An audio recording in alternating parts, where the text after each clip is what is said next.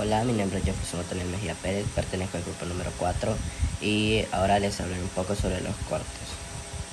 Empezando por el corte AH1113, que es el corte de la porción exócrina del páncreas.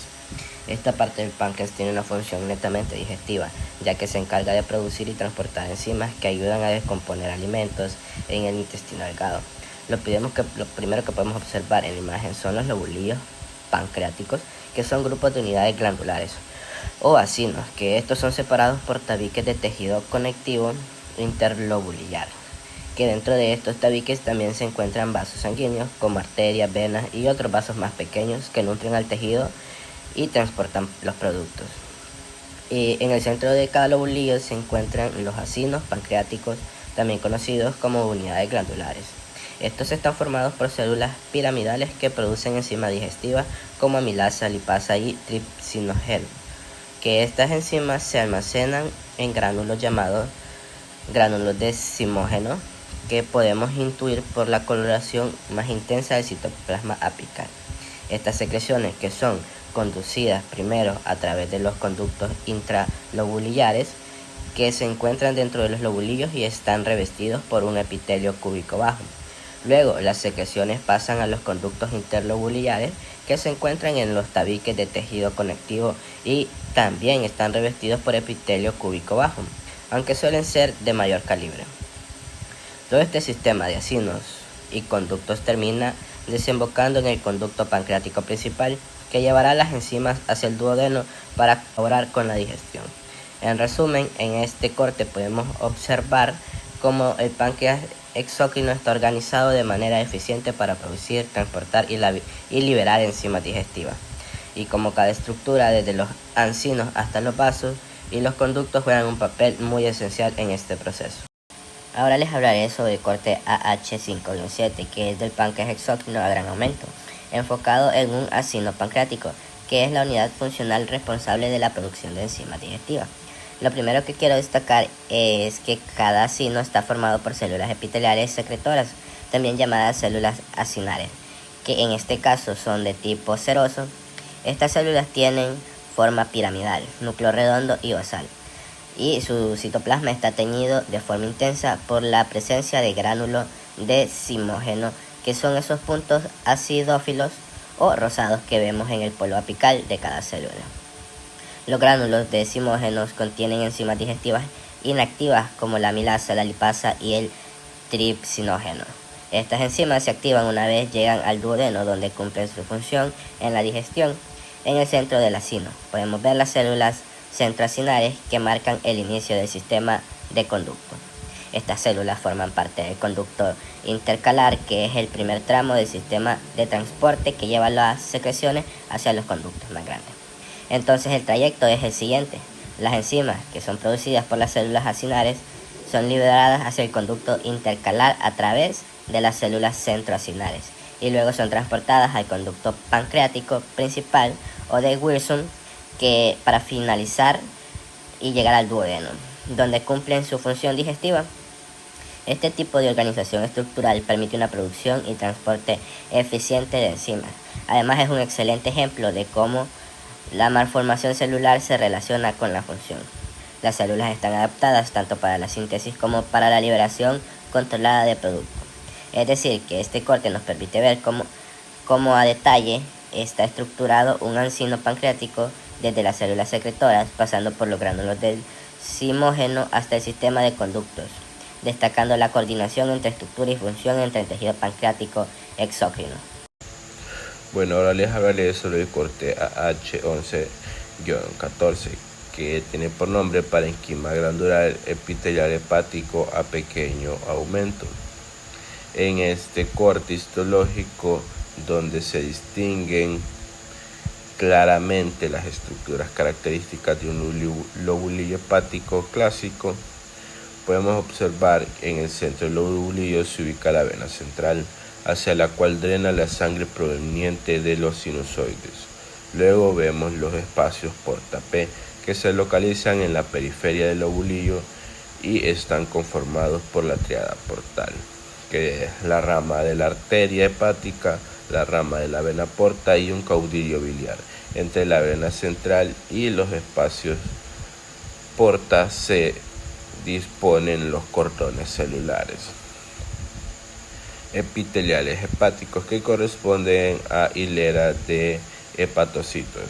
Estos se observan como zonas más oscuras debido a la densidad de sus núcleos. Separando los cordones se encuentran los sinusoides hepáticos que se visualizan como espacios claros que estos son capilares especializados donde la sangre procedente de la vena porta y la arteria hepática fluye hacia la vena central. En conjunto, esta organización permite la función esencial del hígado, que es filtrar la sangre, metabolizar nutrientes y detoxificar sustancias y producir bilis. Ahora les hablaré sobre el corte AH2-7, que tiene por nombre cordones epiteliales hepáticos y sinusoides. En este corte histológico observamos el hígado, que es un órgano vital que cumple funciones de metabolismo, desintoxicación, síntesis de proteínas plasmáticas y almacenamiento de glucógeno. El corte proviene del parenquima hepático, que constituye la porción funcional del hígado donde las células llamadas hepatocitos se organizan, formando cordones o láminas que se disponen alrededor de la vena central y están separadas por espacios vasculares denominados sinusoides hepáticos. Esta disposición forma la unidad estructural básica del hígado, que es el lobulillo hepático. Ahora vamos con los hepatocitos, que estas son células principales del hígado, de forma poligonal y con citoplasma granular. Representan alrededor del 80% del volumen del órgano, y en la lámina se observan formando cordones anastomosados, es decir, que se interconectan, orientados hacia la vena central. Y también tenemos el núcleo hepático, que es grande, esférico y de tinción oscura. Algunos hepatocitos pueden tener dos núcleos, lo cual es normal debido a su alta capacidad de regeneración. Ahora vamos con el citoplasma del hepatocito, que sabemos que presenta una coloración rosada o eosinófila por la abundancia de mitocondrias y retículo endoplasmático rugoso. Aquí realizan funciones vitales como la síntesis de proteínas plasmáticas, el almacenamiento de glucógeno y la detoxificación de sustancias. Ahora vamos con las células de Kupffer, que son macrófagos especializados que se localizan dentro de los sinusoides y se identifican como núcleos alargados y más oscuros, ya que su función principal es fagocitizar bacterias, restos celulares y eritrocitos envejecidos. Y tenemos los sinusoides hepáticas, que son los capilares sanguíneos dilatados, que son los espacios claros que se separan los cordones hepatocitos, que son capilares fenestrados, lo que facilita el intercambio de sustancias entre la sangre de los hepatocitos. Entre los sinusoides y los hepatocitos se encuentra el espacio perisinusoidal o dices, donde ocurre este intercambio. Ahora les hablaré sobre el corte AH11-16, que tiene por nombre micrografía electrónica de un hepatocito. Este es el primer corte, una micrografía electrónica del parenquima hepático que se enfoca en la relación íntima entre el hepatocito y el sinusoide. El elemento clave aquí es el espacio distal, el cual es el espacio parasinoidal que separa la membrana del hepatocito del endotelio discontinuo del capilar sinusoidal, sirviendo como principal sitio de intercambio de moléculas. La superficie del hepatocito que da este espacio presenta numerosas microvellosidades irregulares del hepatocito, que son proyecciones cruciales para aumentar drásticamente el área de la superficie de la célula, facilitando así la absorción de la sustancia desde la sangre que ha pasado a través de los poros endoteliales hacia el espacio del dices dentro del citoplasma del hepatocito. Se observa una gran abundancia de organelos como retículo endoplasmático rugoso y liso, ribosomas libres y mitocondrias, que reflejan su intensa actividad metabólica. Entre estos organelos destacan los gránulos de glucógeno, que son las inclusiones celulares que demuestran la función de almacenamiento de carbohidratos del hígado. En resumen, esta micrografía destaca las especializaciones morfológicas del hepatocito, que son las microvellosidades, y el espacio de intercambio, que es el espacio de dices, que son esenciales para las funciones metabólicas y de filtración de la unidad hepática. Ahora les hablaré sobre el corte AH11-18, que es el corte histológico de la vesícula biliar de las vías biliares extrahepáticas. La vesícula biliar es un saco distensible con forma de pera que contiene en seres humanos alrededor de 50 ml de bilis. La vesícula biliar es un derivado secundario del intestino embrionario que a través del conducto cístico recibe la bilis diluida desde el conducto hepático. Ahora tenemos que la mucosa está compuesta por epitelio cilíndrico simple y la lámina propia es esta capa que es muy celular y contiene una gran cantidad de linfocitos y plasmocitos, que contiene también glándulas mucosecretoras, en especial cerca del cuello del órgano, pero son más frecuentes en vesículas biliares inflamadas. Por fuera de la lámina propia encontramos una capa muscular externa con abundantes fibras de colágeno y elásticas.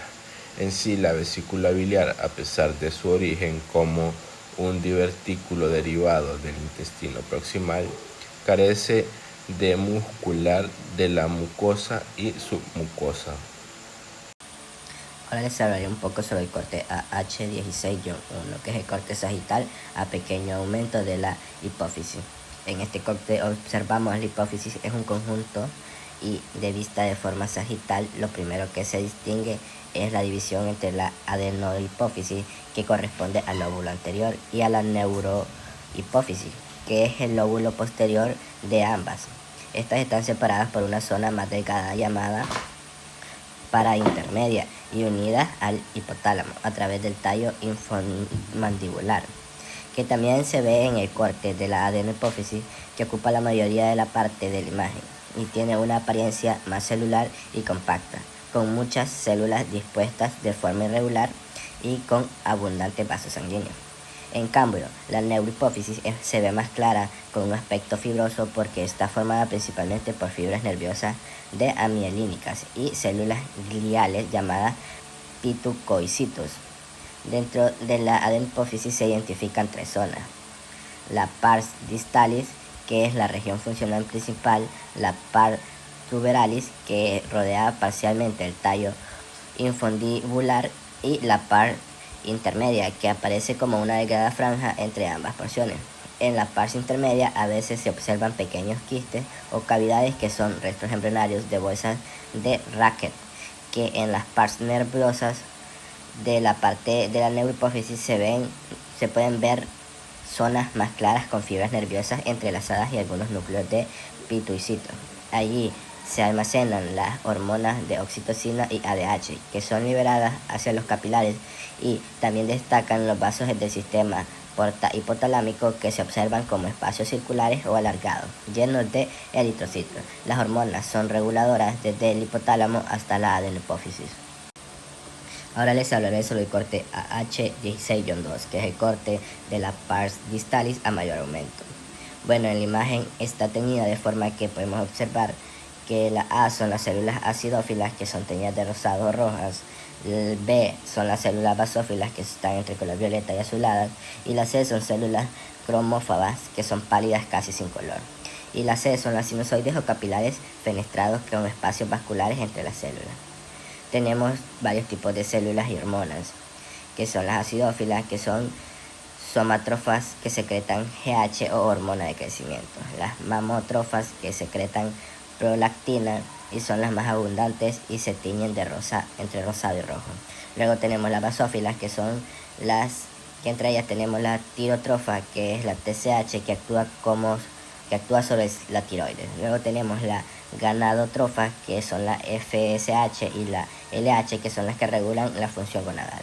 Luego tenemos las corticotrofas, que son la ACTH y MSH, que esta se estimula en la corteza suprarrenal. Por último, las células macrófagas se ven pálidas o casi sin coloración y tienen un citoplasma un poco visible y un núcleo redondo alargado. Estas presentes células son inactivas o agotadas, que liberan su contenido hormonal, y bien son células que están en proceso de regeneración. Y tenemos que, para conocer estas, son el color de las acidófilos, que son rosadas; basófilas igual a violetas; y los macrófagos son pálidos. La organización de estos son cordones celulares entre sinusoides, que se encargan de producir hormonas tróficas que regulan tiroides, gónadas, suprarrenales, crecimientos y la lactancia. Ahora les hablaré sobre el corte AH16-4, que es el corte de la neurohipófisis a mayor aumento. En este corte histológico observamos la neurohipófisis o pars nervosa a un aumento mayor que corresponde a la parte posterior de la hipófisis. Esta está compuesta principalmente por fibras nerviosas, pituicitos y cuerpos de Henry. Estas fibras son prolongaciones de neuronas del hipotálamo y su función es transportar las hormonas de oxitocina y vasopresina hasta la hipófisis. Los cuerpos de Henry son pequeñas acumulaciones donde se almacenan estas hormonas antes de liberarse a la sangre. Los pituicitos son células gliales modificadas que brindan soporte estructural aunque no tienen función secretora. La función principal de la neurohipófisis es almacenar y liberar oxitocina y vasopresina, que regulan el equilibrio de agua y la presión arterial, el parto y la lactancia. Su importancia radica en que mantiene el equilibrio interno del cuerpo y participa en procesos vitales como la hidratación y la reproducción. Ahora les hablaré sobre el corte AH16-5, que tiene por nombre campo microscópico de la glándula tiroides. Esta es una glándula endocrina ubicada en la base del cuello y está formada por dos lóbulos unidos por un istmo. Histológicamente, esta está compuesta por múltiples folículos tiroides, los cuales están llenos de una sustancia rosada llamada coloide. El coloide contiene tiroglobulina, que es la forma de almacenamiento de las hormonas tiroideas, y el epitelio que lo rodea. Cada folículo está formado por células foliculares encargadas de producir la hormona T3 y T4, que regulan el metabolismo y el crecimiento del cuerpo. Entre los folículos se encuentran las células parafoliculares o células C, que secretan calcitonina o una hormona que ayuda a disminuir los niveles de calcio en la sangre. Además, las glándulas están rodeadas de tejido conectivo que le da soporte y contiene los vasos sanguíneos. La importancia de la tiroides radica en que sus hormonas controlan la energía, el metabolismo, el desarrollo y el equilibrio del calcio en el organismo. Un mal funcionamiento puede causar enfermedades como el hipertiroidismo o el hipertiroidismo. Por eso esta glándula es esencial para mantener el equilibrio metabólico y el bienestar general del cuerpo. Ahora les hablaré sobre el corte AH16-7, que tiene por nombre campo microscópico de la glándula paratiroides. Este es un campo microscópico de la paratiroides adulta, donde el tejido está formado casi totalmente por células glandulares agrupadas y no hay folículos como en la tiroides. Hay dos tipos principales de células, que son las P principales y las O oficinas, que las células P principales son las más numerosas, pequeñas en el citoplasma, claro o débilmente teñido, el núcleo redondo. Su función es que secretan PTH, que es la hormona paratiroidea que aumenta el calcio en sangre. Este estimula la reabsorción ósea para liberar calcio. También ahora tenemos las células oxifilas, que son más grandes, que se encuentran en el citoplasma y son de color más rosado. Eosinófilos, que son senos abundantes que aparecen desde la infancia, desde los 6 a los 7 años y aumentan dependiendo de la edad. Y su función es que no secretan PTH activa, que se cree que son células principales envejecidas o de reversa, que es la estroma y la vascularización. Esta glándula está envuelta para una cápsula de tejido conectivo fino que envía tabiques delgados hacia el interior. Entre los cordones celulares se observa un plexo capilar muy denso, con capilares fenestrados, típico de glándulas endocrinas. Este sistema vascular permite la rápida liberación de PTH a la sangre. Les hablaré sobre el corte AH16-9, que es el campo microscópico de la corteza y una pequeña porción de la médula. En la estructura general podemos observar la glándula suprarrenal, que tiene una cápsula de tejido conectivo que la recubre. Debajo de este está la corteza, que produce hormonas esteroides. En el centro se encuentra la médula productora de catecolaminas y zonas de la corteza, de afuera hacia adentro. Luego tenemos la zona glomerular, que es donde se hacen las células pequeñas en grupos redondeados. La hormona mineralocorticoides, que es la aldosterona, regulan sodio y potasio. Luego tenemos la zona fasciculada. Ahí se encuentran células grandes y claras que son como esponjositas en cordones largos paralelos. Que ahí está la hormona glucocorticoides o cortisol, que es la que se encarga del metabolismo de la glucosa y respuesta al estrés. Luego tenemos la zona reticular, que es donde se encuentran las células más oscuras y en redes. Ahí hay hormonas esteroides sexuales, que son el andrógeno y algunos estrógenos. Luego tenemos la médula, que es la parte central de la glándula y se tiñe más clara o rojiza.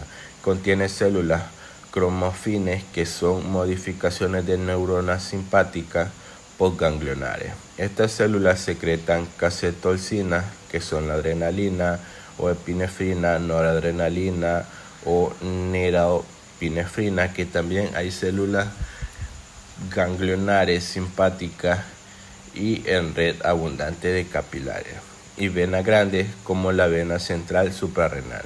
Las células cromafines, que son las responsables de la respuesta de la lucha o huida, aumentan la frecuencia cardíaca, presión arterial y la liberación de glucosa.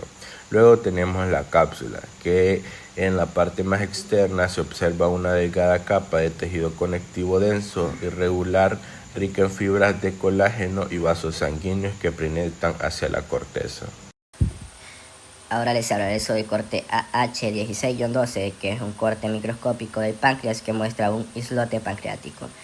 En la parte exócrina de la porción, esta está sustentada por tejido conectivo laxo que transporta vasos nerviosos y divide el páncreas en lobulillos, y este constituye la mayor parte del tejido y se observa en el corte, con una coloración más intensa.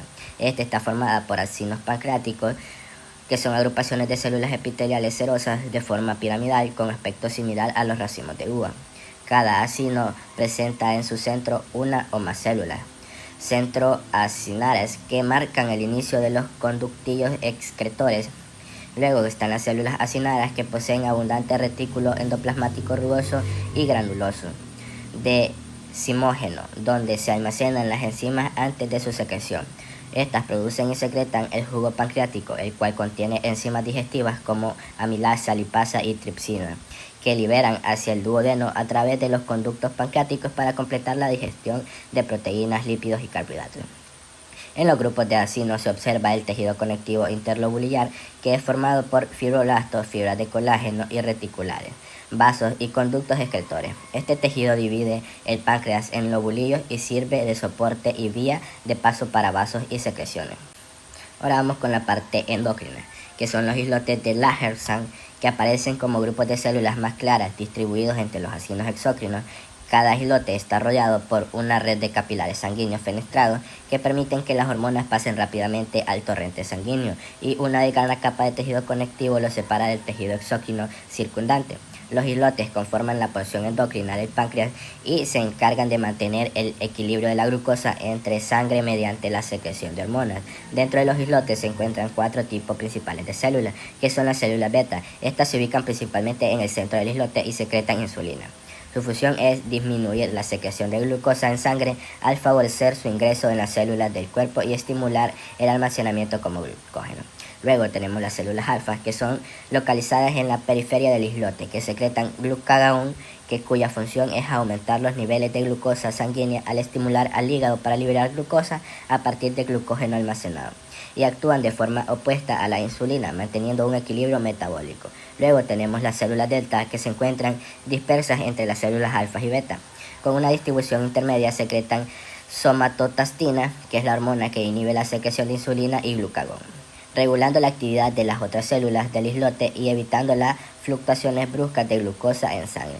Y por último tenemos las células PP, que son menos numerosas y se ubican en la periferia de algunos islotes. Estas secretan polipéptido pancreático que regula la secreción exógena del páncreas y la motilidad del tubo digestivo, modulando la actividad de los acinos pancreáticos.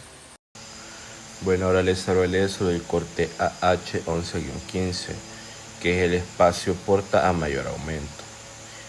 Presenta un aumento mayor que ilustra un espacio porta típico. Esta es una estructura triangular esencial en la periferia de los lobulillos clásicos. Este espacio está definido por la presencia de una tríada portal compuesta por 3 elementos tubulares, que es una rama de la vena porta, de la luz amplia y pared delgada, una rama de la arteria hepática de menor diámetro y de pared muscular más gruesa, y un conducto biliar identificado por un revestimiento de epitelio cúbico simple. Adicionalmente, dentro de este tejido conectivo se localiza un vaso linfático.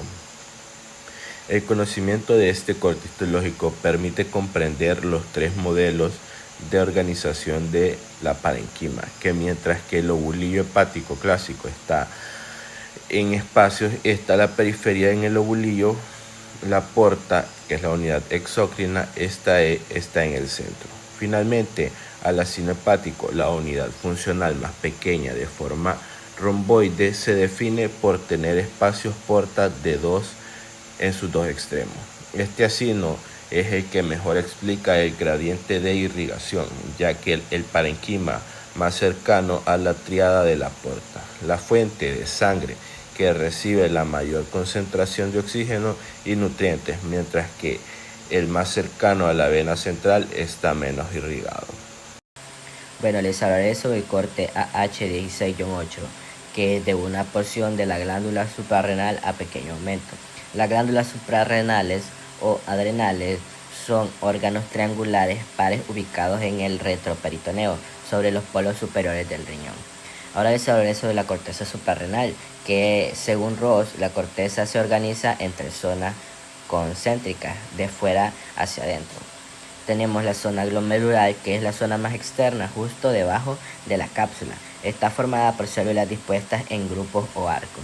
Esta produce minerales corticoides, que principalmente tenemos la aldosterona, que esta regula el equilibrio de sodio y potasio. También las células tienen citoplasma acidófilo con gotas lipídicas claras. Luego tenemos la zona fasciculada, que es la más gruesa de las 3 zonas corticales y contiene cordones largos y radiales de células claras separadas por capilares sinusoidales.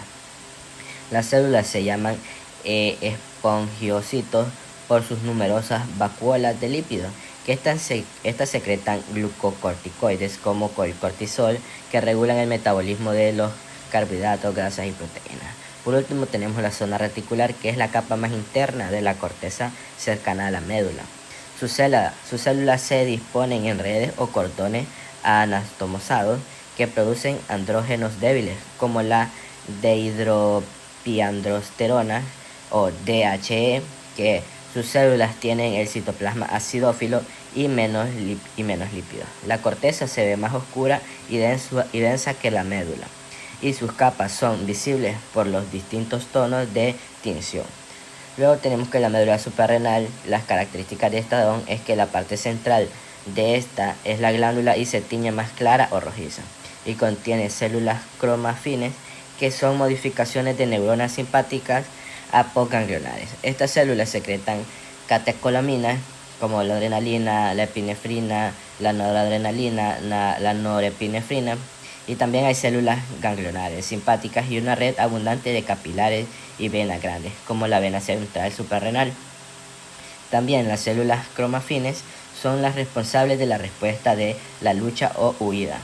Esta aumenta la frecuencia cardíaca, la presión arterial y la liberación de glucosa. Por último tenemos la cápsula, que es la parte más externa, y se observa una delgada capa de tejido conectivo denso y regular, que es rica en fibras colágenas y vasos sanguíneos que penetran hacia la corteza.